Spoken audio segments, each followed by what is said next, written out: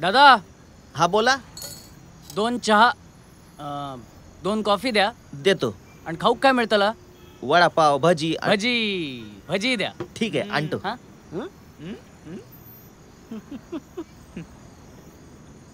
काय सॉलिड आहे रे, एकदम टेस्टी. गडबड आहे. अरे काहीतरी मोठी गडबड आहे बघ.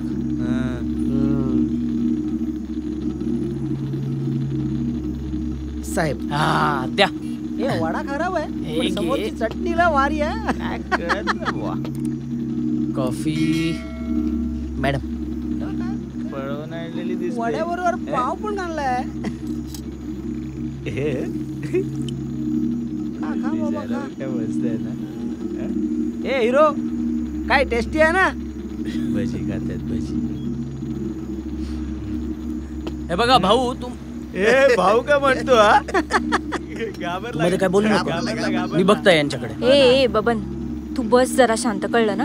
उगाच त्या मावाल्यांच्या नादी लागू नकोस. मला कुठलाही सीन नको इकडे. दादा तर मारणार वाटतं. काय बघतो, काय मारणार आहेस काय? बबन तू बस ना. उठलं बघ. बबन तू सानिका ऐक ना माझं जरा. काय मी ना तुझा हात बांधून ठेवतोय. अरे सोडवू नकोस. म्हणजे मी काय करतोय ते बघ फक्त. अरे पण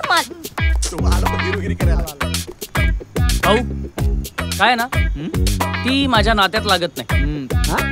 कसं आहे, कोणत्याही मुलाबरोबर असलेली मुलगी लगेच त्याची मैत्रीण नसते किंवा हेच असत नाही. तुमच्या घरी पण असेलच ना, आई बहीण. अरे ही मुलगी जरा स्पेशल केस असत. वेडी असत. वेडी मंदबुद्धी. तिचा हात बांधून ठेवला मी. बघू नको तिच्याकडे. हात सुटला ना काही फेकून मारते. पोरगं बघितलं होतो, त्याचा पण डोकं फोडला, रक्त काढला. पण बिचारी सुंदर असा. तिच्यासाठीच वेड्यांच्या इस्पितळात चाललो होतो मुलगा बघायला. पण आता तुम्ही भेटलात, माझा शोधच संपला ना. म्हणजे तुमची डोकी तर शाबूत दिसतात. ती का कोणी चालात, तुम्ही ठरवा आपसात. बोला भाऊजी, आता तुमच्यापैकी कोण लग्न करणार तिच्याशी? हा करेल.